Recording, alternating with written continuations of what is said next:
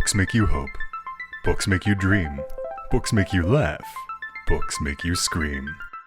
This is the Books That Make You show, discussing books with authors and experts, unraveling the inner pages of all the books that help make us who we are.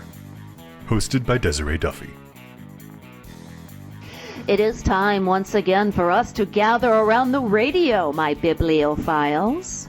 This is Books That Make You, and I'm your host, Desiree Duffy. And we are talking about books that make you laugh, but unexpectedly. Humor is something that we could all use more of, don't you think? I mean, the best kind of laughs are those unexpected ones, the ones that come out of nowhere. And when you're reading a book that surprises us, well, that's just like the best thing ever, isn't it?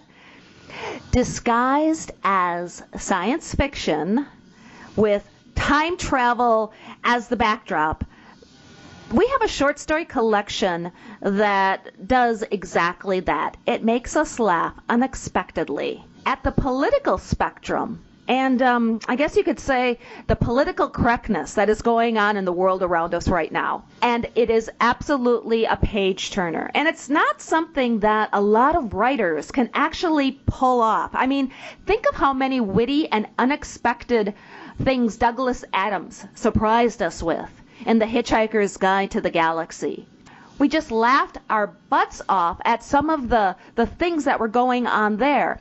Think of this book as the same, but with a modern-day U.S. twist of politics, and it all wrapped in the short story format. That is what writer Chrome Oxide delivers in his award-winning book, 28 Minutes into the Future. His dry and sarcastic wit is matched only by his ability to shine this rather unconventional light on our world. Chrome Oxide, probably not his real name, but we're going to keep his secret, okay? He started his career as a bean counter. He worked in computer programming, and along the way, he wrote over 60 science fiction fantasy short stories before getting recognized in 2013 with an award from the Writers of the Future. His book, 28 Minutes into the Future, contains hilarious stories that jab at political correctness in a myriad of ways. And with his spare time, Chrome is a very diverse fellow. He's also become a music historian, documenting the instrumental surf music scene. He also has live recordings of bands from around the world, and they make up one of the largest collections in Southern California, quite possibly the world. He is recently finishing up a draft of a new twisted fantasy novel, and we'll talk about that in a little bit. But right now, Chrome Oxide, welcome to the show. Thank you for having me. You really managed to take the science fiction genre, the short story platform, and give it a twist with humor and sarcasm. Can you tell us in your own words, describe your book, 28 Minutes into the Future? 28 Minutes into the Future is a collection of politically incorrect, humorous, satirical observations of the world as it might be sometime in the near future. Tell us about some of the actual stories. I know we have this great list from Cop for a Day to Graduation Day, Vampire Free Zone. Can you give us the setup of a few of the short stories that are in it? Vampire Free Zone is one of the shorter stories, but I think illustrates what I'm doing. It conflates a vampire free zone sign with a gun free zone sign. What we have is a vampire walking down the street, sees a blood bank, sees a vampire free zone sign in the window, and goes in to find out why a blood bank would put a sign like that in the window. And what he finds is the receptionist by the name of Sunshine is working on a gun free zone sign because the vampire free zone sign has worked so well in the past. All right, so it was good at keeping the vampires away, and now the vampire is there wondering about the gun-free zone. I get it. Yes. And, of course, while all this is going on, what the vampire has managed to feed on other people in the area, so he wonders if there's a California redemption value for the empty body or if he can get a refill. And if he can't, which container does the body belong in? The recycle bin or someplace else? See, and that is just so twisted and sarcastic. I love it. Can you tell us a little bit? Okay, I love that scenario. Tell us a little bit about Cop for a Day. That's a good one, too. Okay, Cop for a Day is, again, about a near-future corrupt civilization which is degrading, and an ex-con is accidentally drafted to become a cop, and he then has to deal with the world as he's facing it. He deals with the world as it is, with the political correctness, and it turns out that because he is not a member of a special minority group, he's not really qualified to be a cop for a day, even though that he's been drafted for this. So he then has to deal with the bureaucracy. He's assigned a car which turns out to be formerly intelligent that's been disabled because evidently prior drivers didn't like having a car that's smarter than they were. This all takes place in the California Republic of Autonomous People, or CRAP for short. And this particular story is full of acronyms. He lives in a simple living urban module, SLUM. And it's his adventures in trying to fit in to a place where he doesn't really fit in. Well, and we all can relate to that, can't we? Especially in a world where, again, you're kind of poking at political correctness in a not so subtle way. So I have to imagine that getting a book like this published wasn't easy. You ran into a lot of roadblocks, being just different, being unconventional. You want to talk about that process a little bit? Sure. Part of the problem is the fact that if you scan the want list of most publications these days, they want diversity, not in thought, but in physicality and emotionality. So when I'm writing stories, I'm poking fun not only at that, but at the current political situation and what's passes for intelligent thought these days that comes out of the mouths of broadcasters and politicians. So there's not a whole lot of places that will publish that. So it actually took me a while to find someone who was willing to publish a collection of my short stories, who saw the humor and did appreciate what I was doing. And can you talk about what story in the book do you think is most relevant today? I mean, which one, in your opinion, and tell us why, do you think is kind of zeroing in on what is happening right now? Election day murders. I was going to say election day murders. It's a cops and robbers in a very unexpected way. One branch of the government is trying to figure out what is the appropriate response to murders. That is one branch of the government, and they've hired someone to go out and kill people every election day. But since it's the future and elections don't matter, there's elections every week. So the killer is going around and killing people every election day, every Tuesday. Mm-hmm. And so the cop has to figure out what's going on. And since it's a dystopian future, there are people who are opposed to his solving the crime. There's various different organizations that are working both for and against what he's doing. He has to deal with the Church of the Second Right, which is people that believe in the Second Amendment, that you have the right to protect yourself. He's dealing with a gangbanger who is trying to also get involved with this. And, of course, there's numerous jokes along the way. Because weapons are outlawed, he has to deal with the fact that people are using alternate means of attacking and defending themselves. So this is what I call a sports world, where people walk around with hockey sticks and baseball bats and bowling pins for beating other people up with. Oh, my goodness. That's hilarious. And with the election cycle, I mean, we're heading into the full swing. We're about a year away at this point. How important do you think is it for people to just take a moment and laugh, right?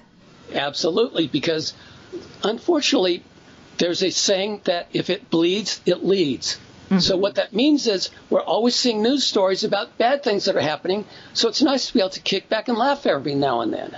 Yeah. And I think I'm trying to do my best to provide that.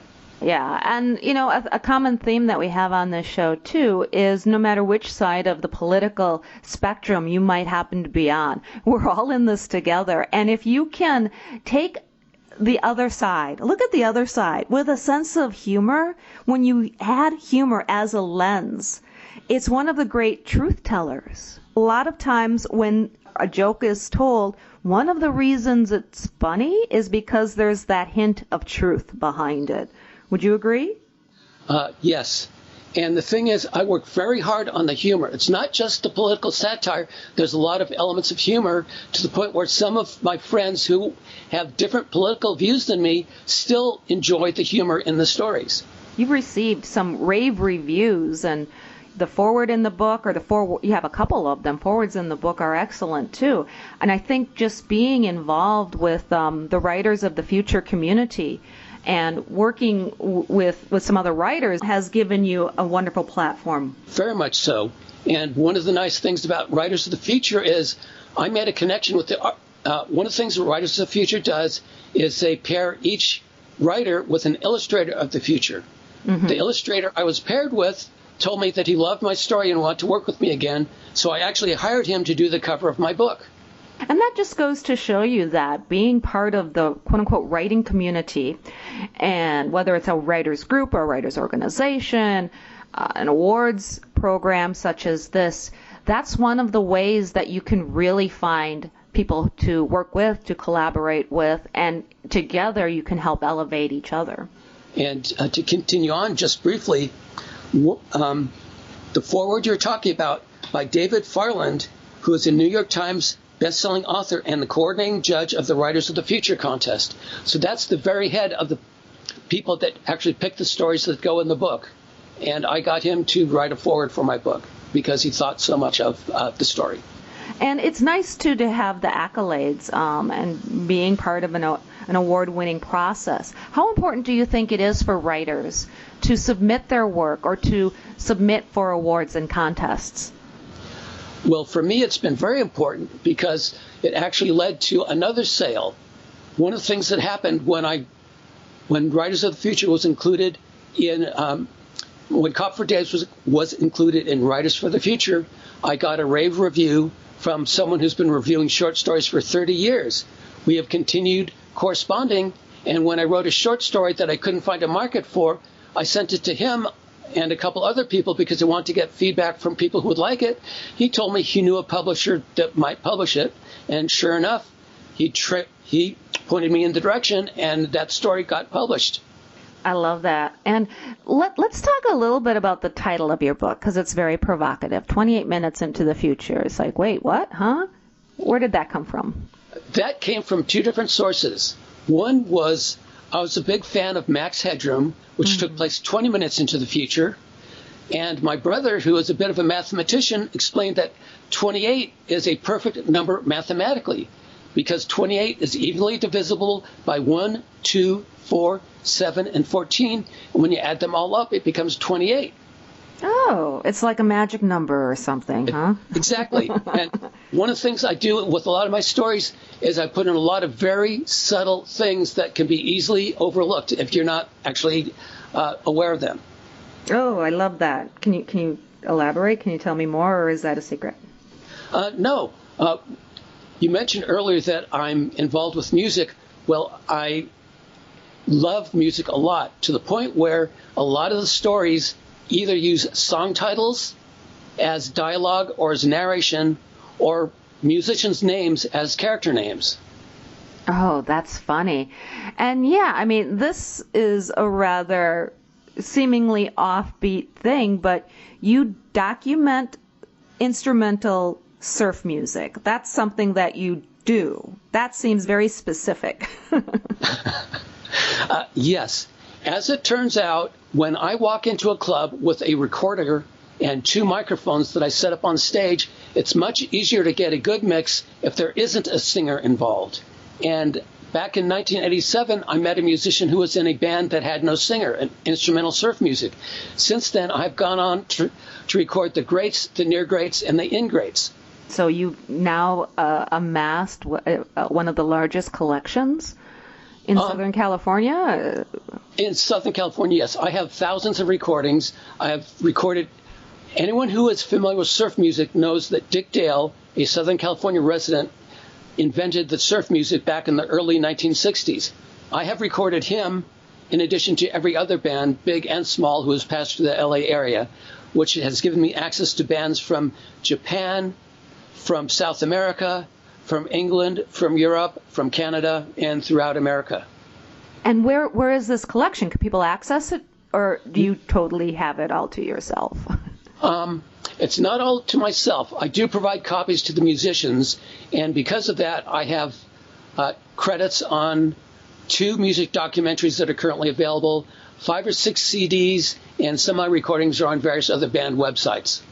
Now, with the holidays coming up, or we're, I guess, in the middle of the holiday season right now, who is it that you feel should read your book? Or maybe a better way to think about it is, who should one gift your book to, do you think? Someone who's familiar with science fiction and fantasy, and someone who has a sense of humor.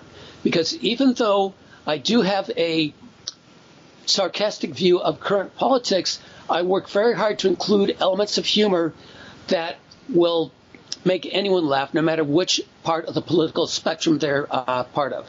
Do you feel a kindred spirit with the late, great Douglas Adams and the fact that he was able to add this just twisted, sarcastic, ironicness to his writing? Yes, indeed I do. But in addition, I've had a few people mention that a writer from the 50s and 60s, Robert Sheckley, was doing kind of what I'm doing. Or I'm following in his footsteps, so to speak. So when I started writing, because I had read some of his stuff, I didn't think I was that different from anything else available in the field. Although, as I found out, what I'm doing is not quite as common as I would have thought. Right. And so, in addition to Sheckley, are there any other, shall we say, comparable authors or comparable books out there? So, in other words, if somebody is looking for a book and they know that Dad or Uncle Bob likes X, then they can, maybe assume that they'd like your book as well. It's hard to say. I've read a lot of humorous stuff. Piers Anthony, Douglas Adams, Terry Pratchett. I see elements of what I do in what they do, but it's kind of hard for me to say, I'm like one of those. It's like they're really big names in the field, and I'm just starting out. So to try and ride on the coattails by claiming I'm as good or maybe even somewhat similar, I'm always kind of reluctant to say that, even though it may well be true. Well, you are certainly well on your way, Chrome. I mean, what you have put out here with this book, and you've worked hard at it, too. I mean, I know that you've had about 60 different sci-fi fantasy short stories under your belt before getting to this point. So congratulations on that. I know it's a arduous process, and you've stuck with it this whole time. Thank you. I continue working on it. I work in both the short format and the long format. I've probably got like 70 or 80 short stories under my belt at the moment. Some of them are flash, meaning 1,000 words or less. Some are 5,000 or 6,000 words. And I'm currently working on a couple of novels that are, again, very humorous in ways that are completely unexpected. So with some of those other short stories, are you submitting them for anthologies, or do you have another book, a collection in the works? One goal is another collection or more in the works. But right now I'm focusing on getting the novels finished and out, because once I do that, it might make it a little bit easier to sell some of the short stories. Well, and I have to imagine that there's lots of places for you, whether you're going to zines or anthologies. One of the things that I just love, period, about anthologies and short stories in general is they're a fast read. You usually have a moral or there's a message behind them. And when you're reading an anthology, it's easy enough to set it down for a while and then pick it back up again because the stories are short, right? Bite-sized nuggets, as they say, yes. Yeah, I like that. So, okay, tell me about the fantasy novel that you're working on. Okay, I'm actually working on a high fantasy, a low fantasy, and a no fantasy novel. The high fantasy is actually called high fantasy. It's about a world where magic works, but when you use magic, you get high and then suffer withdrawals. Oh, my. The low fantasy is a story about a CPA who is preparing tax returns for vampires and werewolves, witches, and then things start getting weird. Do you want to explain? Okay, I find this funny because I know within the world of books there's things called high fantasy. So do you want to explain for the audience a little bit? What does one mean when they say high fantasy? What kind of a genre is that? High fantasy usually involves an alternate world. It usually involves dragons, elves, wizards, all kinds of fantastical creatures, whereas low fantasy is usually considered urban fantasy. It takes place in our current world, but with a magical element thrown in. So my low fantasy, money management for monsters, is a CPA who's doing tax returns, very mundane kinds of things, but he's getting very bizarre clients that he has to prepare returns for. Whereas the high fantasy takes place in an alternate world that I'm calling Sensimia, and it's very pop culture oriented in terms of using a lot of humorous references to music, musicians, songs, TV shows, movies, but it's a couple of stoners in a world where magic works, and because they've been stoned so much of their lives, they are able to adapt to using magic better than a lot of the denizens of the world. Hence, high fantasy. That's hilarious. And I like, too, how you poke fun of the genre and the publishing world in and of itself, because you do have these terms, high fantasy and low fantasy, and that's really clever. So tell us a little bit. I know that you're working with an editor, a friend of mine, Elaine Ash. What is that process like? That's very interesting. When you go to work with an editor, you have to be willing to accept that it's a game of give and take. I submitted my money management for monsters to her. She's now going through and reading it and pointing out things that I missed, that I overlooked, that I didn't realize I needed, coming up with things that I need to make the backstory stronger, to make the structure work better, all kinds of different things. So it's a back and forth process where we try and figure out what is acceptable to each of us. So, for instance, in that particular novel, I have a vampire. Well, for me, vampires can't go out in the daylight, so if she tries to suggest that, I would have to knock it down. Although she has not suggested that, I'm just trying to point it out that a werewolf who changes involuntary on 3 nights of the full moon, that's something I don't want to change. So if she wants to come up with something, we need to be able to work around with what is already pretty much standard in the industry for these supernatural creatures. Absolutely. And if you are going to do a twist on something, for example, we all know that in Twilight, the vampires sparkle, but you should have an explanation for it and be prepared to defend it. Correct. And that's why I try and vary as little as possible from what's fairly standard in the field. So that way, the impact of what I'm doing with them is a little bit stronger than trying to freak them out with, well, the vampire can go out in daylight and he doesn't drink blood or whatever else. So my vampires drink blood, they only go out at night, and they behave like traditional vampires. So when they do the other things, for instance, when the vampire tries to take a friend to a blood bank and wants to deduct it as a business meal, he finds out that, no, you can't. I love that. Oh, that's hilarious. So, okay, Chrome, where can people find you online, find your current book, and follow you on social media so that when the new twisted fantasy novels come out, that they can find those as well? The easiest way is go to ChromeOxide.com, ChromeOxide.com. From there, as I like to put it, I can be found here, but I can be lost every place else. I love that. And Chrome Oxide, that's what your mother named you. I wish. No. We talked earlier that I'm involved with music. When I first started my portable recording studio, I was using chromium dioxide cassettes. So when it came time for me to come up with a website, I wanted something that flowed smoother than chromium dioxide. So I shortened it to Chrome Oxide. Oh, it does. It rolls right off the tongue. I love it. Yes. Chrome Oxide, thank you so much for joining us today. It's been wonderful talking with you. You're very welcome. I'm very happy that I was asked to participate in this. Oh, you bet. Anytime. You'll have to come back after you release your first novel, okay? Will do. All right. Once again, my name is Desiree Duffy, and thank you all for being with us today on Books That Make You. You can find out more on our website. That is booksthatmakeyou.com. And while you're there, you can sign up for our newsletter. Also, you can follow us. We're on Facebook and Instagram as well.